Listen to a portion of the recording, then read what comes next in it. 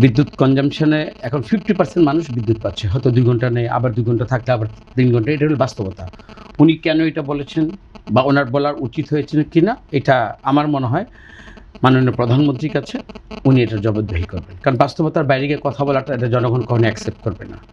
দ্বিতীয়ত দেখেন, আমাদের যে বাস্তবতা, কক্সবাজারের মহেশখালীতে একটা এলএনজি একটা প্রকল্প, ওখানে কিন্তু অ্যাক্সিডেন্ট হয়েছে, যেখানে মাননীয় প্রধানমন্ত্রী ছুটে গিয়েছেন এবং ওইখানে পরিদর্শনের পর উনি বলেছেন যে আমাদের এই যে এলএনজির যে অ্যাক্সিডেন্টটা, এইটার কারণে রতনরা যেটা বলছিলেন, এই আমাদের এই জ্বালানি খাত থেকে আমাদের বিদ্যুতের উপর আমাদের যে সার্বিকভাবে আমাদের যে অবলম্বনটা, এটা কিন্তু সব জায়গায় একটু ব্যাঘাত হচ্ছে কিন্তু।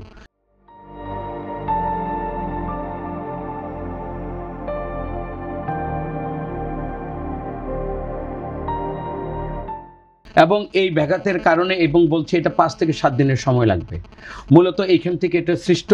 তারপর বিদ্যুৎ কনজাম্পশন যতগুলো আমাদের রিসোর্স পরবর্তীতে আর মানে অল্টারনেট যতগুলো আমার ওয়ে আউট এই সরকার চিন্তা করছে। এবং আজকে কিন্তু আমি জেনে বলছি, বিদ্যুৎ সচিব প্রতিটা 64টা ডিস্ট্রিক্টের সমস্ত ডিসিদের সাথে মিটিং করেছেন যে সার্বিক জেলাগুলির অবস্থা কি বিদ্যুতের। অনলাইনে মিটিং করেছে এবং সার্বিক অবস্থাটা ওখান থেকে এই কেন্দ্র থেকে এটা ধারণের চেষ্টা করেছে, এবং তাদের কাছে এইটা প্রতিকারের যে কি ওয়ে আউটগুলো আছে সব কিছু কিন্তু সবার মতামতটা ওখানে ব্যক্ত করেছেন। এবং এইটার উপর কেউ যেন কোনো ধরনের রাজনীতি বা নাশকতা না করতে পারে, বাস্তব অবস্থাটা জনগণকে জানাক, এবং জানানোর পরে সরকারের দ্রুত কীভাবে পদক্ষেপগুলো নিয়ে মানুষের এই কষ্ট, এবং সত্যি করে এটার জন্য মিল ফ্যাক্টরি বন্ধ, বাসাবাড়িতে মা বোনেদের রান্নাবান্না বন্ধ, সব কিছুর উপর যে প্রভাবটা পড়েছে, হ্যাঁ সব কিছুর উপর যে প্রভাবটা পড়েছে, এটা কিন্তু আমাদের স্বীকার করে কিন্তু পরবর্তীতে আমাদের এগোতে হবে।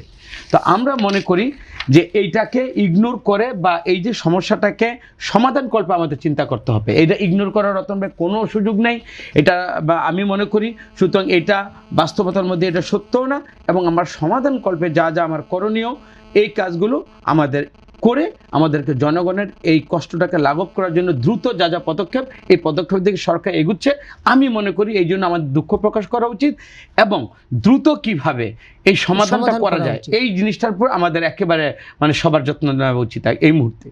এবং এই জন্য প্রধানমন্ত্রী কিন্তু আজকে নিজে ইনিশিয়েটিভ নিয়ে সমস্ত সচিবদের সহ সমস্ত ডিসি মহোদয়কে সহকারে তাদের সাজেশন নিয়েছে, এবং এটাকে অতি দ্রুত কিভাবে করা যায়, এবং মহেশখালী যে আমাদের যে বিদ্যুৎ ঘাটতি যেখানে অ্যাক্সিডেন্টটা হলো, ওইটাকেও কিভাবে দ্রুত আমাদের রিকভার করে আমাদেরকে মানুষকে সেবা দিতে হবে। নাহলে মিল ফ্যাক্টরি বন্ধ, অনেক কিছু কিন্তু বিদ্যুৎ না থাকলে গ্যাসের একটা প্রভাব পড়বে, দেশের অর্থনীতিতেই একটা বিরাট বড় ধাক্কা আসবে। অফকোর্স এটা নিয়ে কোনো আর আর্গুমেন্ট হতে পারে না, এটা আমার সমাধান করবে আলোচনা হতে পারে আমার। হ্যাঁ, এখানে কোনো ওই যে ল্যাবজেট দিয়ে কোনো কথা এটা বললে এখানে মানুষ সেটা খাবে না। সুতরাং আমি মনে করি মানুষের বাস্তবতা, ওই বাস্তবতা দেখতে চায়, মানুষকে কষ্ট করতে হবে, এটা আপনি যদি সচেতন করেন বা সাশ্রয়ী করেন ওইটা মানুষ মানবে।